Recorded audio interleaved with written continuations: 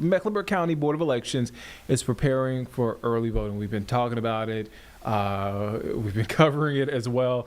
So former Governor Pat McCrory says a big part of that is renewing public confidence in election security. WCNC Charlotte's Julie Kay, you got an exclusive interview with the former governor, and he's leading up a new group, a voters' rights group. Talk about the story and what he had to say. Yeah, so Right Count is a nonprofit organization. They work in multiple states where this has become a big discussion. Mm-hmm. North Carolina, especially one of them, with all the things that we've had going on. And he's kind of led the charge here, been their spokesperson to say, hey, not only is he a former governor, a former mayor of Charlotte, he's also a Republican who has publicly, prior to this, questioned election security. And so he's a really, important spokesperson to say, we've made a lot of changes since I had previously questioned things, and trying to renew that confidence in the public on all sides of the aisle. Right. But he's in a particularly interesting position to do that.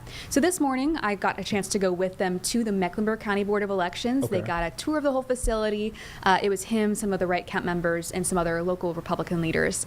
And it was really, really interesting. Mm-hmm. It was actually my first time in that part of the Board of Elections. We're in there all the time for stories. Right. But actually, they were in the process of testing and programming some of the machines. We got a tour of the room where they count the absentee ballots, and I was watching as some of the workers were programming it, putting ballots through it to test it.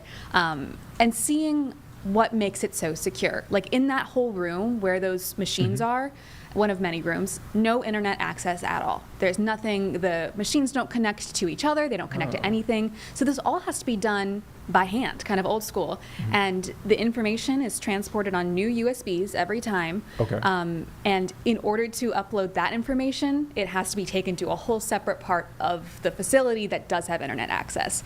So it was really interesting because I got to see kind of like all the sheets of USBs that they use.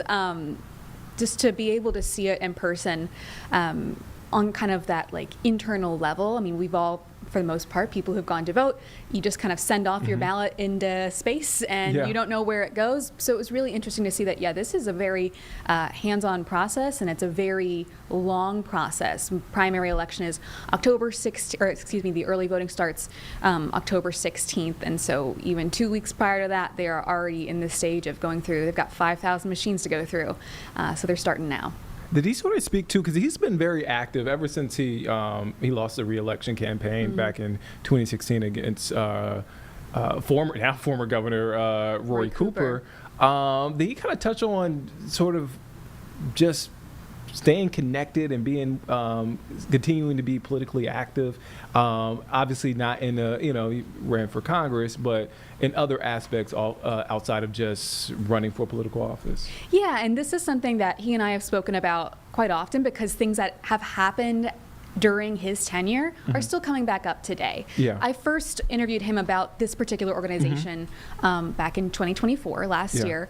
And so we kind of talked about how things have shifted since then. We've had all these, multiple lawsuits from the federal level and even individual voters saying that some of these people who voted in North Carolina shouldn't have. They didn't have all the proper information. And that's for many reasons. And so now we're in the process of thousands of people having to go and re-verify their information. So we're still in that phase. If you want to go check before you want to go to early voting, we have all that information on our website. But just largely speaking, he's still someone who has been a big part of the conversation. Of course, we're talking this time around sales tax to expand transit projects. The Blue Line was built under his tenure, and that is a big question right now. He's definitely been, I think, an active part of this. I know I interviewed him about this so-called bathroom bill a couple months ago. So he's been very active, but I think that that's why this is so interesting, that this is really the thing he's kind of latched onto, is renewing election confidence, which has been kind of a larger societal issue, I think, for now a couple of years. Yeah, I actually remember covering that race back in 2016 and the bathroom bill and sort of the impact, quite frankly, it had on his campaign. Yeah. I mean, it basically wiped out his re-election bid. Interesting. Before I let you go, Julie, I just want to ask, this is your second time talking with the former governor. takeaways from this interview? Did you leave there with something that you didn't know before? I think the overarching thing is we're now post-primary, and so we know who's going to be on our ballots in November or October if you vote early, is that every vote counts for, I know we're talking a municipal election, so we're going to have a lower turnout in general. That's expected.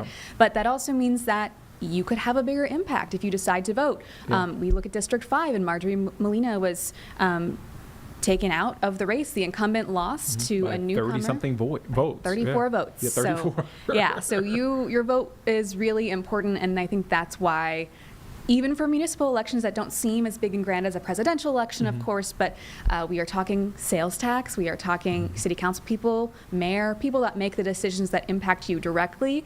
And if we're talking small margins like this, that's why not only is it important for you to vote, make sure that your registration is correct now that we've had all these kind of up in the air situations, but also that just knowing that every vote is going to be counted, and in the case of District 5, there was a recount to confirm, and it was.